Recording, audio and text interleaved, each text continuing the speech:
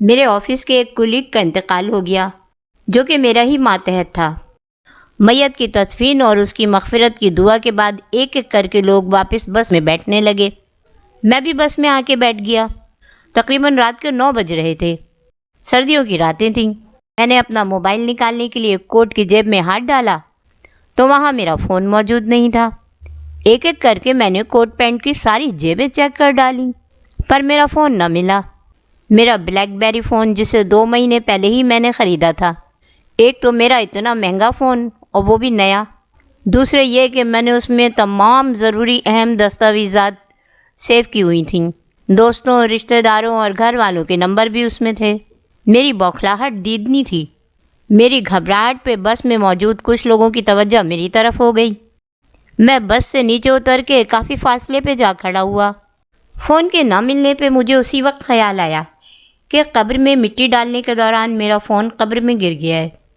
گرچہ phone میں نے بڑی آسانی سے خرید لیا تھا کیونکہ میری اوپر کی کمائی میری تنخواہ سے کہیں زیادہ تھی۔ محکمے میں آنے والے مخصوص لوگوں کے کام کروا کے میں ان سے رشوت وصول کر لیتا تھا جسے وہ بڑی آسانی سے دے دیتے تھے، اور یوں ان کے نہ ہونے والے کام اندر ہی اندر ہو جاتے تھے اور میری جیبیں بھر جاتی تھیں۔ میں اپنے افسرانے بالا کو خوش کرنے میں بھی پیش تھا، لہٰذا بغیر کسی دقت کے آسانی سے میرے پاس پیسے کی آمد ہوتی تھی۔ اب فون مجھے ملنا بہت ضروری لگ رہا تھا کہ اس میں میں نے جان بھر کے کام فیڈ کیے ہوئے تھے، اور سوچنے لگا کہ کیسے فون حاصل کیا جائے۔ 10 منٹ بعد بس واپسی کے لیے روانہ ہو گئی، لیکن میں باہر ہی کھڑا رہا۔ اب میں سوچ رہا تھا کہ قبر سے اپنا بلیک بیری باہر کیسے نکالوں۔ میرے بلیک بیری کا مجھے واپس ملنا از حد ضروری تھا، اور بنا سوچے میرے قدم واپس قبرستان کی طرف اٹھ گئے تھے۔ اسٹریٹ لائٹس کی مدھم روشنی، کہیں کہیں کسی کتے کے بھونکنے کی آواز ماحول کو بڑا پراسرار بنا رہی تھی۔ قبرستان آبادی سے کافی دور تھا اور کافی وسیع رقبے پہ پھیلا ہوا تھا۔ میرے اندر کہیں کہیں خوف بھی اپنا سر اٹھا رہا تھا۔ اب میں سمجھ نہیں پا رہا تھا کہ گورکن اور دوسرے کسی اور کی نظروں سے بچتا ہوا قبرستان کے اندر جاؤں اور قبر میں سے خود ہی فون نکالنے کی کوشش کروں، جو کہ بڑا بھاری کام تھا، یا پھر بغیر کوئی خطرہ مول لیے اپنے گھر کی راہ لوں۔ لیکن دوسرے ہی لمحے میں نے مصمم ارادہ کر لیا کہ اپنا فون حاصل کر کے ہی گھر جاؤں۔ میں دیوار کے ساتھ چلتا ہوا آگے کی طرف بڑھ رہا تھا۔ کافی آگے جا کے قبرستان کے پچھلے حصے کی طرف ٹوٹا ہوا چھوٹا سا گیٹ دکھائی دیا جہاں سناٹا چھایا ہوا تھا، دور سے دور تک کوئی نہ تھا۔ میں نے موقع غنیمت جانا اور قبرستان کے اندر داخل ہو گیا۔ تا حد نظر قبریں ہی قبریں تھیں، اور ان قبروں کو دیکھتے ہوئے میری روح فنا ہو رہی تھی کہ قبروں میں پڑے مردے کن کن مراحل سے گزرے ہوں گے یا گزر رہے ہوں گے۔ نیک اعمال کرنے والے مردوں کے لیے جنت کی کھڑکی کھول دی جائے گی اور گناہ گار کے لیے عذاب تیار رکھا ہوگا۔ اف میرے خدا! اس سوچ کے ساتھ ہی میں نے اپنے اعمال پہ نظر کی۔ زندگی کو پرتعیش بنانے کے لیے میں بھرپور رشوت بٹور رہا تھا، اور میرے مرنے کے بعد جب میں اسی قبر میں قید کر دیا جاؤں گا جہاں سے بھاگنے کا کوئی راستہ بھی نہیں، بھاگ کے کہاں جاؤں گا؟ اور میں نے استغفار پڑھتے ہوئے اسی لمحے پکا ارادہ کر لیا کہ اب میں کبھی بھی رشوت نہیں لوں گا۔ اب مجھے اس بات کا احساس ہو رہا تھا کہ رشوت دینے والے اور رشوت لینے والے جہنمی ہوں گے۔ ابھی میں انہی سوچوں میں گم تھا کہ مجھے دور سے ہی کافی فاصلے پہ زمین پہ پڑتی لائٹ دکھائی دی، جیسے وہاں ٹارچ کی روشنی پڑ رہی ہے۔ وہیں وہ تازہ قبر تھی جہاں مجھے جانا تھا۔ میں زمین پہ اگی بڑی بڑی جھاڑیوں کی اوٹ میں اسی طرف بڑھنے لگا کیونکہ مجھے وہیں پہنچنا تھا کہ اچانک کچھ فاصلے پہ بنی جھاڑی کے آگے کی طرف سے پتوں کی تیز تیز سرسراہٹ سنائی دی۔ میرے قدم رک گئے۔ اس اندھیرے ماحول میں غور سے دیکھنے پہ میں دہل گیا۔ میرے اندر خوف کی لہر اتر گئی۔ میں وہیں اپنی جگہ منجمد ہو گیا۔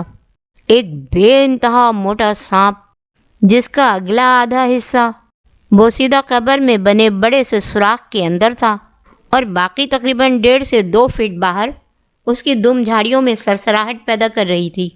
اور یہ ہولناک منظر دیکھ کے مجھے اپنے مرحوم دادا کی نصیحت یاد آئی کہ ہر وقت قبر کے عذاب سے بچنے کی دعا کرتے رہنا چاہیے کیونکہ قبر کا پہلا مرحلہ یہی ہے، اگر اعمال نیک ہوئے تب تو نیا پار ہے، ورنہ دوسری صورت میں سانپ بچھو کے عذاب موجود ہوں گے۔ اور اس لمحے میں نے پھر اپنے اعمال پہ ایک نظر کی۔ اپنے آفس میں اپنے عہدے کے سبب میں آنے والے لوگوں سے بڑے کر و فر سے بات کرتا تھا، اپنے سے نیچے درجے کے ملازموں سے میں کتنے غرور سے بات کرتا تھا۔ اس بات کا احساس ہوتے ہی میں بچوں کی طرح اپنے رب سے معافی طلب کرنے لگا، اور پھر میں تھوڑا آگے چل کے اس تازی قبر سے موجود کچھ فاصلے پہ بنی جھاڑی کے پیچھے اس طرح کھڑا ہو گیا کہ سامنے کا ماحول مجھے نظر آتا رہے لیکن مجھے کوئی نہ دیکھ سکے۔ یہ وہی جگہ تھی جہاں سے ٹارچ کی روشنی آ رہی تھی۔ تو دو آدمیوں پہ میری نظر پڑی، دونوں کے ہاتھ بڑی تیزی سے چل رہے تھے اور قبر کی مٹی تقریباً ہٹا ہی چکے تھے۔ پھر دونوں نے مل کے قبر پہ سے سلیں ہٹائیں۔ لڑکا بڑی پھرتی سے قبر میں اتر گیا، یوں لگا جیسے وہ اس کام میں ماہر ہو، اور ذرا دیر گزری تھی کہ اس کا چہرہ اور ہاتھ قبر سے باہر آئے اور ایک بڑا سا سفید کپڑا ہاتھوں پہ لپیٹ کے اس عمر والے آدمی کی طرف بڑھا دیا۔ مردے کا کفن اب اس ادھیڑ عمر آدمی کے ہاتھ میں تھا جو باہر کھڑا تھا۔ میرے دماغ میں ایک جھماکا سا ہوا، اس کا مطلب یہ کفن چور ہیں۔ ادھیڑ عمر آدمی نے آواز لگائی، چل بس اب باہر آ جا، جلدی کر۔ لڑکا بولا، چاچا میاں تھوڑا صبر کرو، اندر قبر میں ایک اور چیز بھی پڑی ہے، شاید کوئی مشین وغیرہ ہے یا پھر آواز سننے کا آلہ ہوگا۔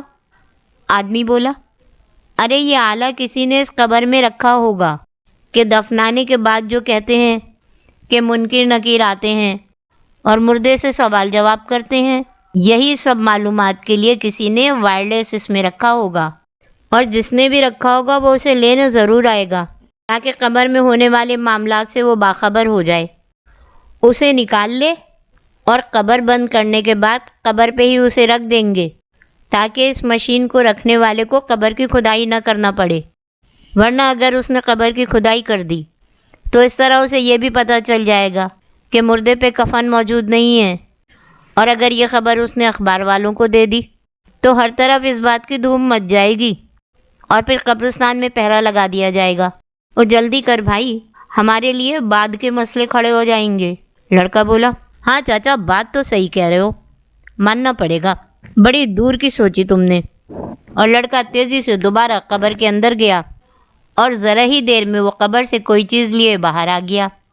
پھر جس تیزی سے ان دونوں نے قبر کی کھدائی کا کام سر انجام دیا تھا، اس سے کہیں زیادہ تیزی سے دونوں نے قبر کے اوپر سلیں رکھیں اور مٹی ڈال دی۔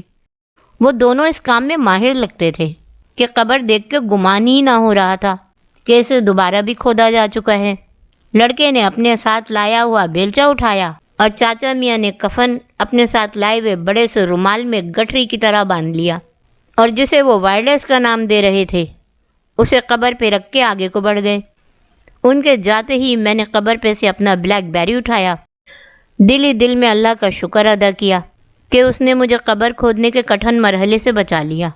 آج بھی جب وہ قبرستان میں گزرے لمحات یاد آتے ہیں تو دل سے اللہ کا شکر ادا کرتا ہوں کہ اس نے مجھے میرے بلیک بیری سے کہیں زیادہ قیمتی وہ احساس میرے اندر جگا دیا جو انشاءاللہ دنیا اور آخرت میں میری منزلیں آسان کرے گا۔ لیکن اپنے بلیک بیری واپس حاصل کرنے کے چکر میں وہ قبرستان کی رات اور وہاں پہ ہولناک اور خوفزدہ کرنے والے منظر نے مجھ جیسے رشوت لینے والے انسان کو اپنی آخرت یاد دلا دی۔ اس رات نے مجھے اندر تک ہلا دیا تھا کہ میں قبر کے عذاب جھیلنے کی سکت نہیں رکھتا۔ اس کے بعد سے میں نے حرام کاموں کو اپنے اوپر ناجائز قرار دے لیا، اور اب میری ہر وقت یہی کوشش ہوتی ہے کہ جتنا ہو سکے اپنے آپ کو گناہوں سے بچاؤں۔